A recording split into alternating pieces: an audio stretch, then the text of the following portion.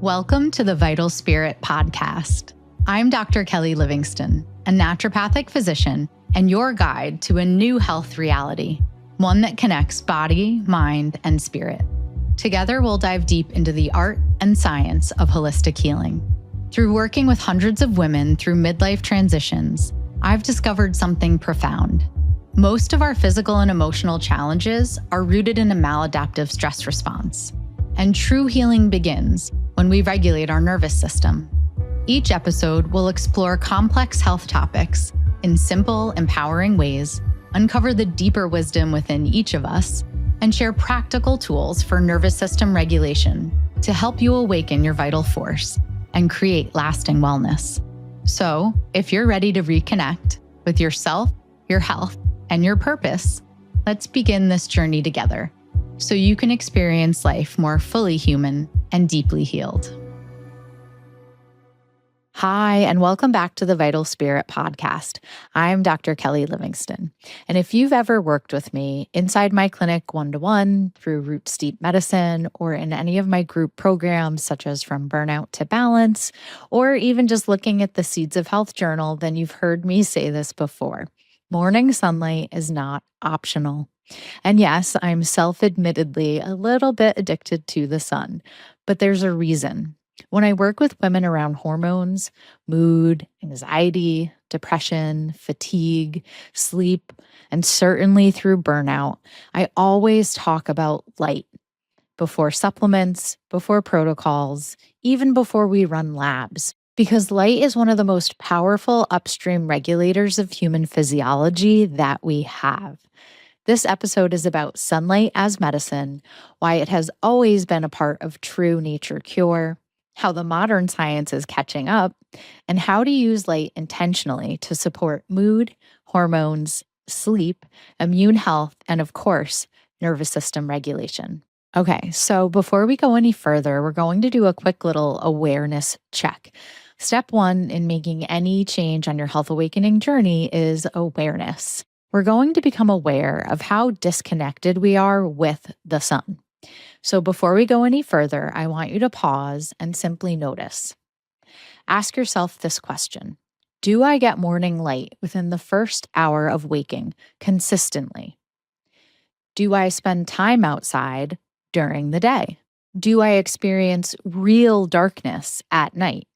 Or am I bombarded with screens and overhead lights? Am I mostly living under artificial light, indoors, and disconnected from natural rhythm? This is not meant to make you feel bad, but most of us have no idea how far we've drifted from the most ancient regulator of our human biology, and in my experience, the most profound. And that disconnection shows up as poor sleep, number one, poor sleep, low mood, anxiety, hormonal chaos, and inflammation that won't resolve. And this is a rhythm problem that can be solved.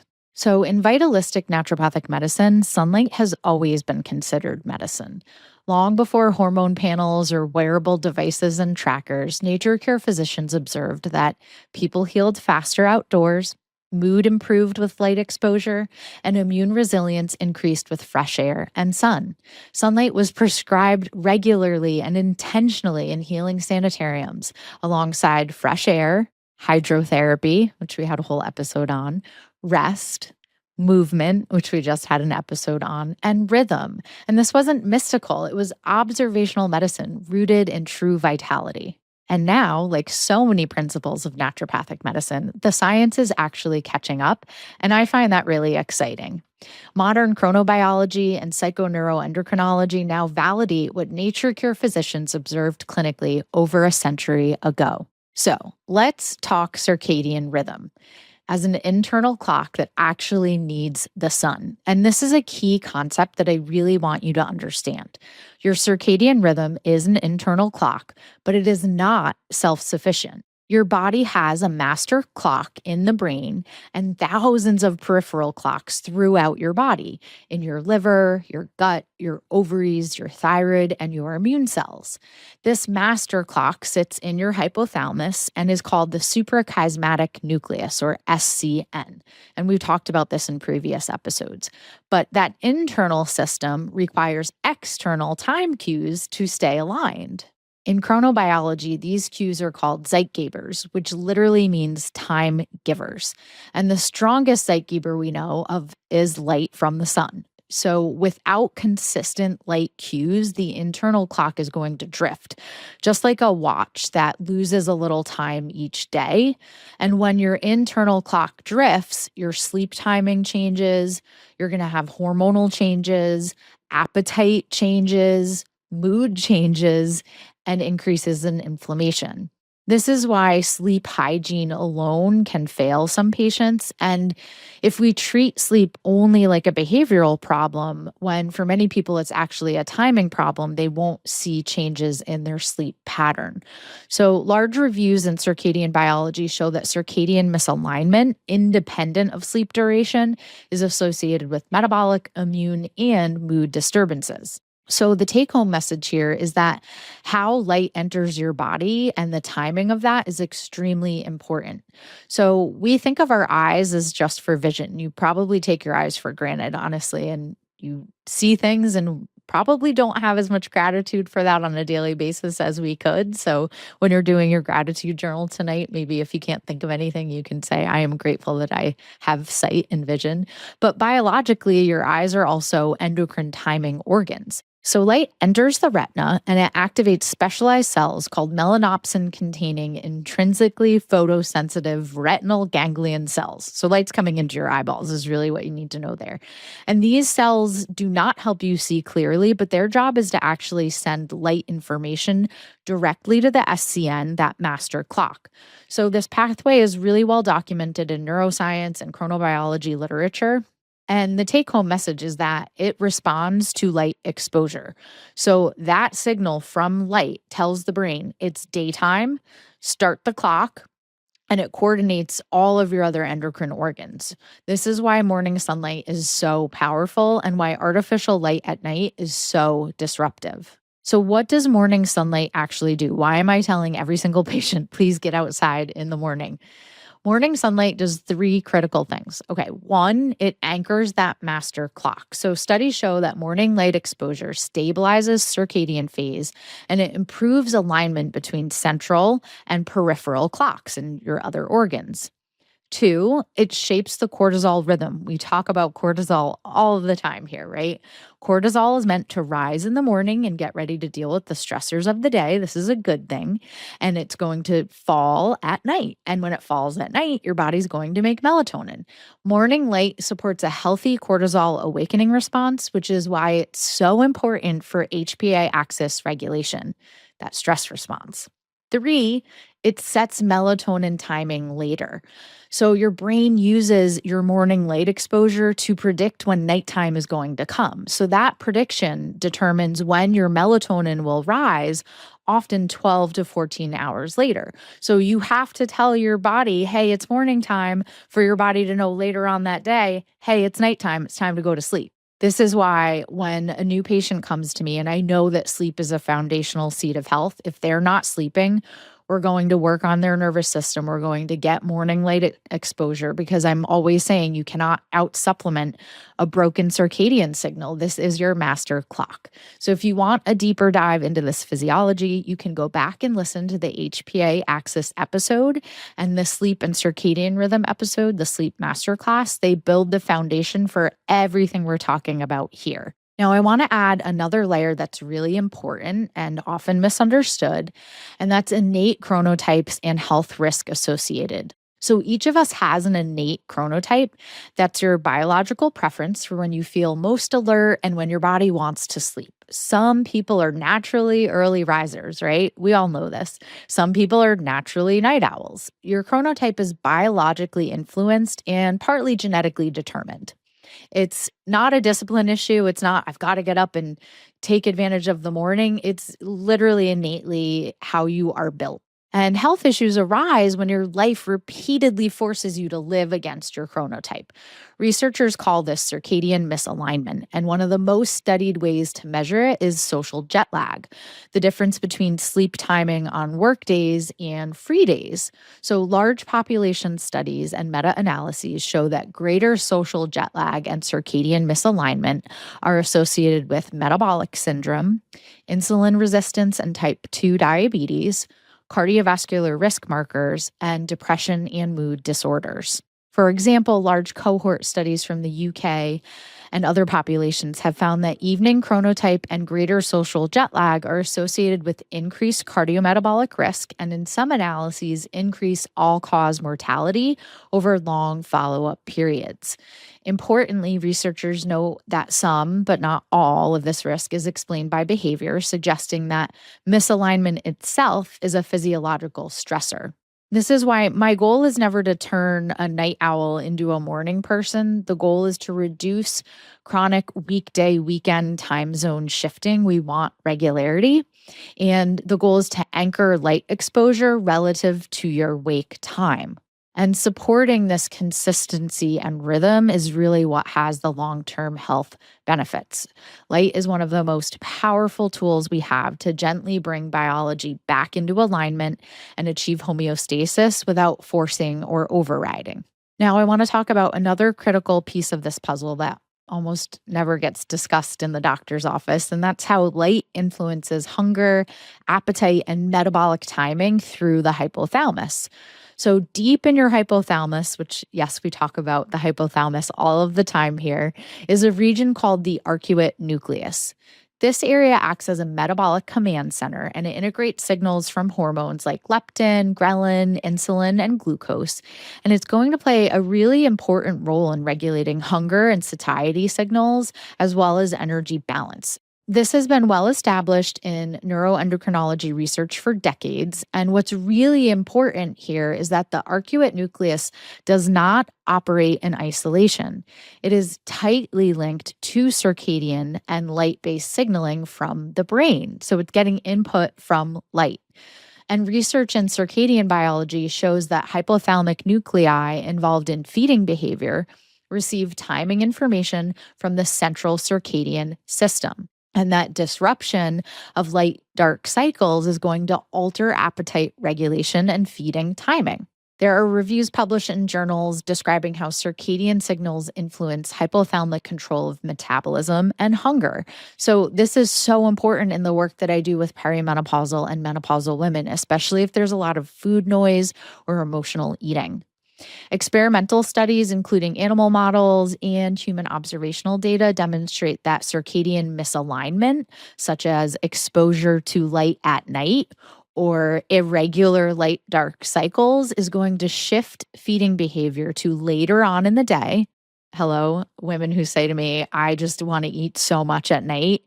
And is going to impair glucose regulation even when calorie intake doesn't increase. So you might be gaining weight even though you haven't changed the amount that you're eating.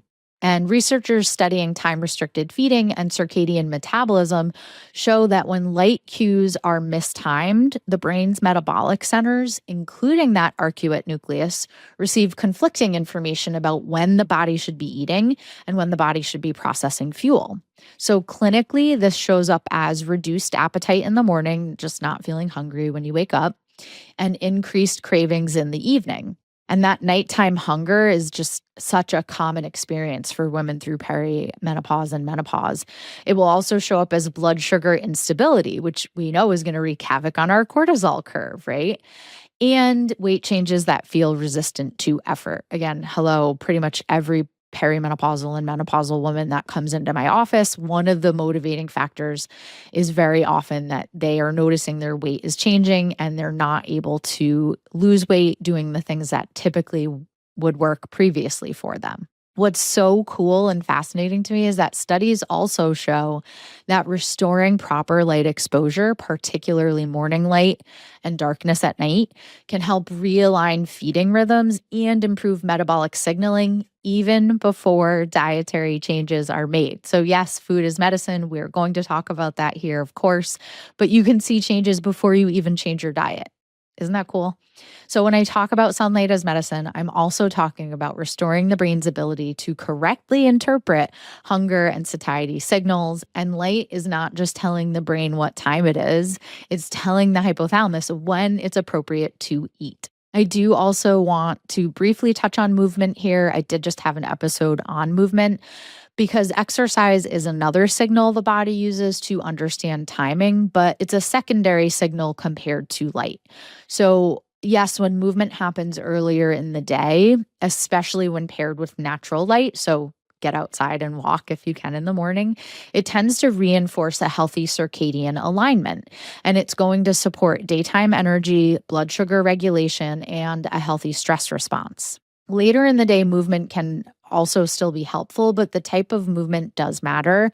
And gentle grounding practices often support sleep, while very intense or adrenaline driven workouts at night can be too stimulating for some nervous systems. And we've talked before about how, especially if you're going to go to the gym at night and there's a lot of bright overhead lights, it's going to disrupt your circadian rhythm and potentially increase cortisol production at a time that we would not want that to be happening. So, this isn't about rigid rules. It's just about knowing that and knowing how your body responds. And if sleep is a goal or circadian disruption is an issue, it's about listening to your body's timing and cues and maybe adjusting some of those daily habits. Because light truly sets the rhythm of the day and movement reinforces it. Together, they help the nervous system feel oriented and safe throughout that day.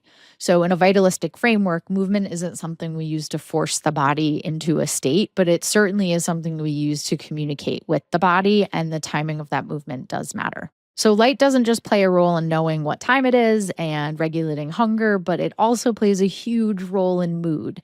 It has a direct effect in our mood. This part is so crucial to the work that I do with women and mental health. Light affecting mood directly is separate from circadian rhythm. It's not just related to that change in circadian rhythm that we've talked about. Sunlight doesn't just tell your internal clock what time it is. It directly influences serotonin production, one of the primary neurotransmitters involved in mood. We dove deep into that in the SSRI series. And it is directly influencing emotional stability, motivation, and focus. A landmark paper published in The Lancet demonstrated that brain serotonin turnover increases with greater exposure to bright sunlight, and that serotonin production is lowest during darker months. Other neurobiological studies confirm that serotonin synthesis and signaling vary seasonally and do correlate with light exposure quite strongly. This gives us a biological explanation for something that we see clinically all the time. So we know our moods lift in spring and summer. There's increased depression in those darker months. I see this all of the time in clinic. And there is rapid mood improvement with consistent light exposure. We all know that feeling of going on a vacation and stepping off the plane and you're somewhere, or I hope we all know that feeling. Maybe some of us don't, but we know the feeling of the first day of spring or summer when that sunlight hits our skin. We feel that serotonin production. We feel that vitamin D, right? This is also why bright light therapy, typically using a 10,000 lux light box, is an evidence-based treatment for seasonal affective disorder, and it has demonstrated benefit even in non-seasonal depression. And importantly, some studies show mood improvements occurring before sleep fully normalizes, suggesting that serotonin modulation is a direct pathway, not just a downstream circadian effect. So light is not just timing information, even though that's huge. It's also neurochemical information. Studies on light-filled environments, such as classrooms and educational settings, show improvements in alertness, mood, and cognitive performance. And this reinforces that daylight exposure supports mental and emotional functioning during waking hours, even independent of its impact on your circadian rhythm. And for a long time, we assumed that light only worked through the circadian clock, but through the research of Dr. Hattar, his research, I can link in the show notes as well. His research shows that light actually activates multiple parallel pathways in the brain. So one of those pathways goes directly into mood regulating centers, including the habenula, which is a region strongly involved in depression, motivation, and emotional tone. So what this means is that light can improve mood independently of that circadian rhythm. And this is so important to me.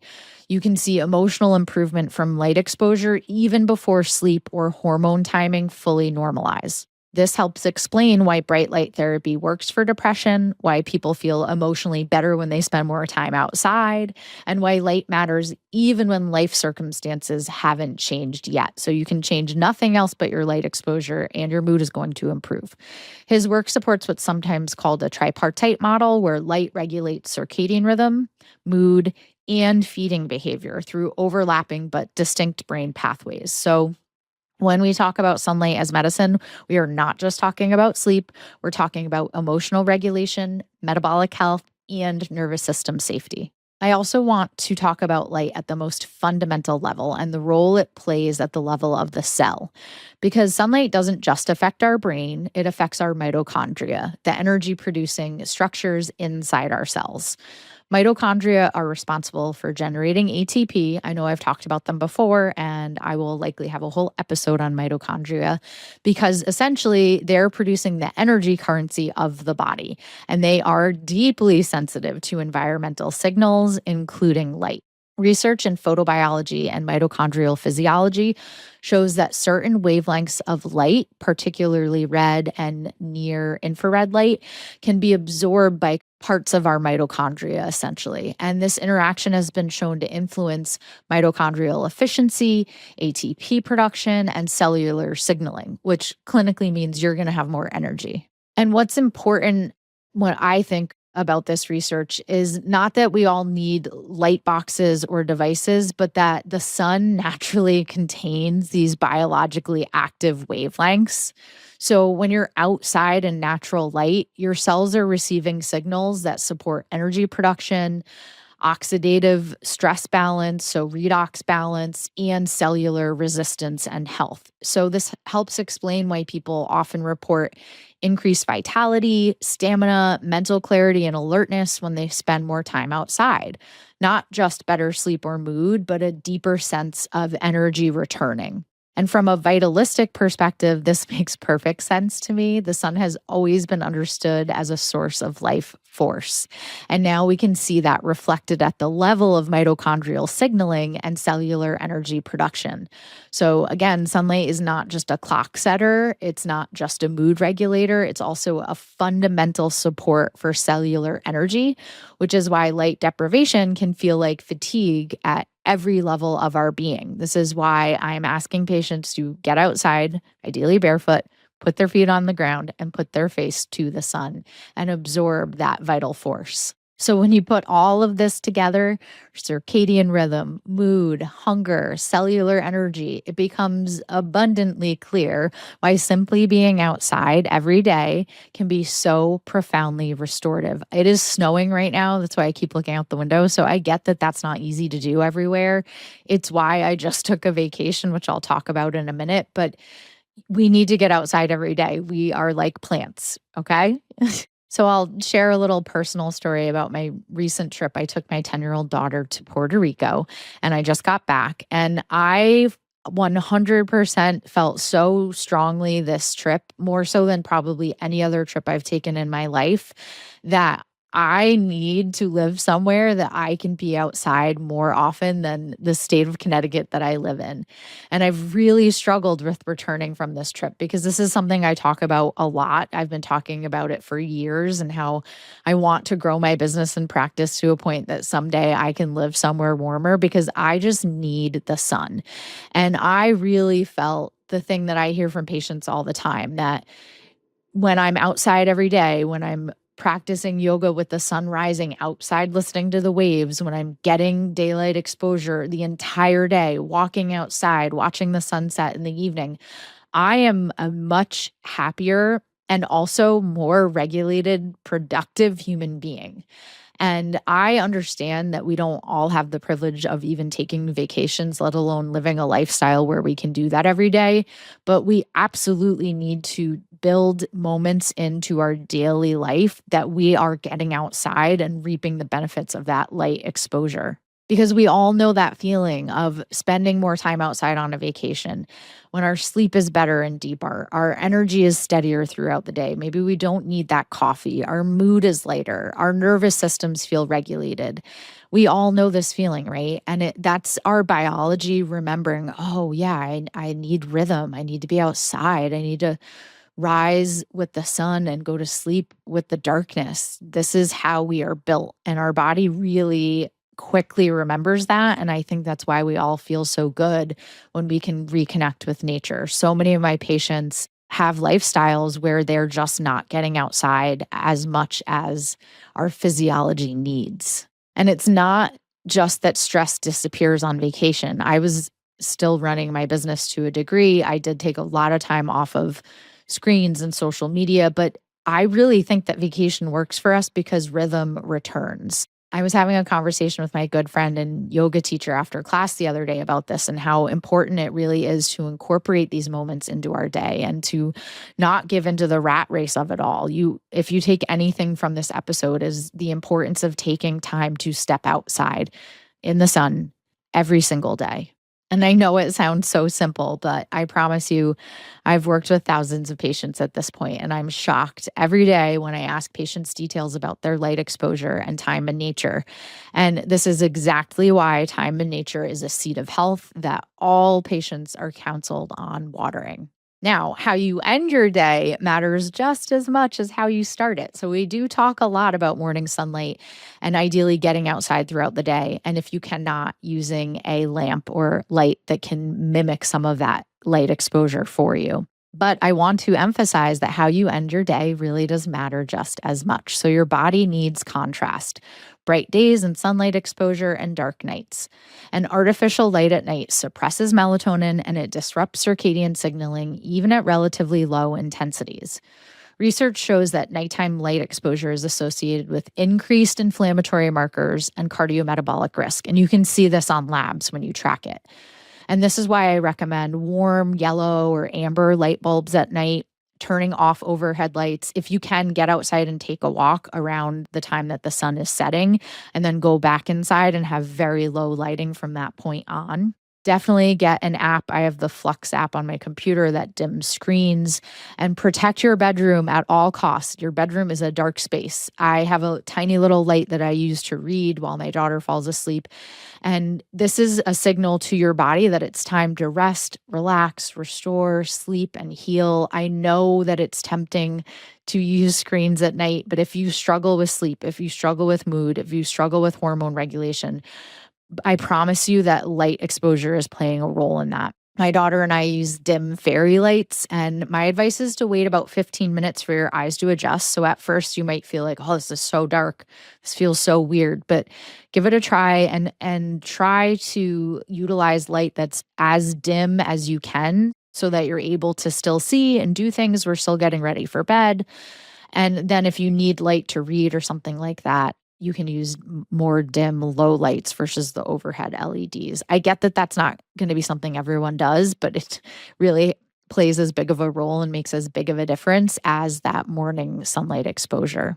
And so what if you can't get outside in the morning? I did mention a 10,000 lux light box used for about 30 minutes in the morning can support mood and circadian rhythm. There's a brand that I like. It's available on my full script dispensary called Brain MD Lightbox. It's what I have at home, and I can put that in the show notes as well. Light therapy is so well studied in seasonal affective disorder and supported in mood regulation literature. So I will link that light box I personally use, but I do want to be clear that light boxes and devices are support. They are not replacement. Nothing replaces the sun. And patients always want to know about red light therapy and photobiomodulation, and they can be helpful tools in mitochondrial signaling, inflammation modulation, and tissue repair. But again, they're adjunctive. So they do not replace natural daylight or circadian entrainment.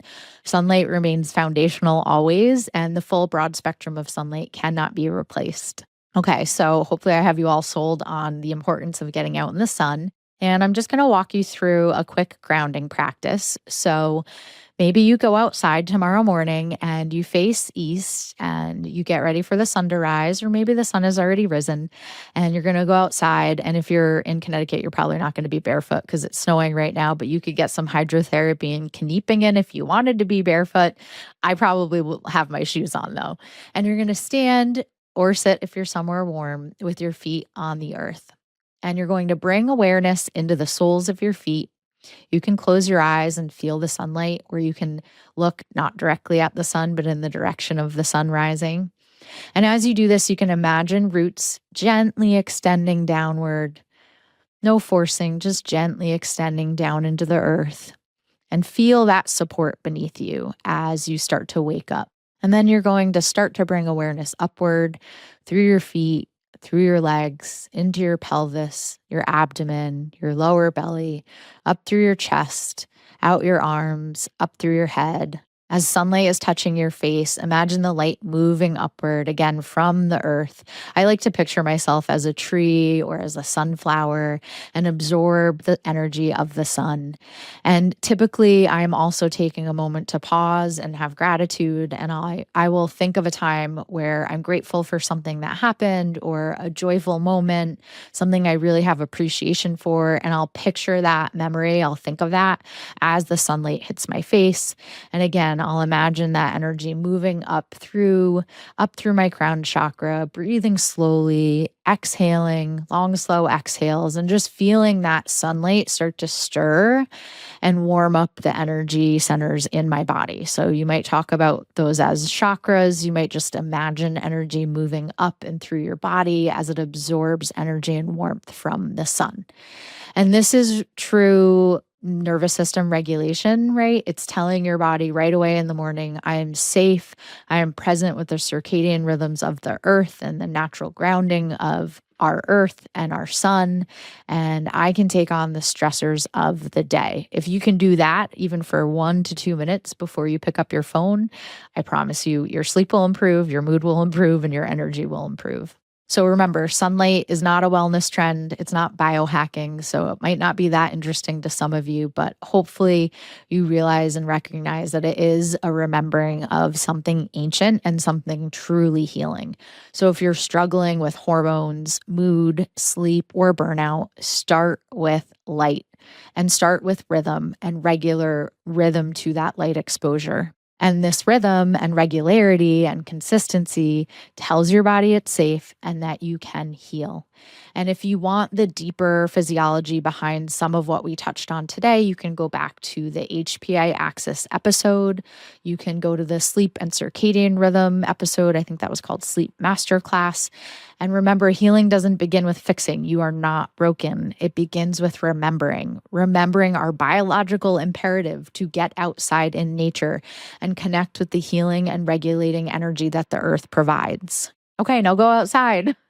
A few listeners have told me that they listen while they're walking outside, and this makes my heart so happy. So go walk, sit on the beach, relax by a tree, just get outside and maybe use that time to catch up on episodes. As always, this podcast is supported by my clinic, Roots Deep Medicine, and I so very much would appreciate if you download and subscribe and share with someone who can benefit from this information. Have a great day, and I'll see you next week.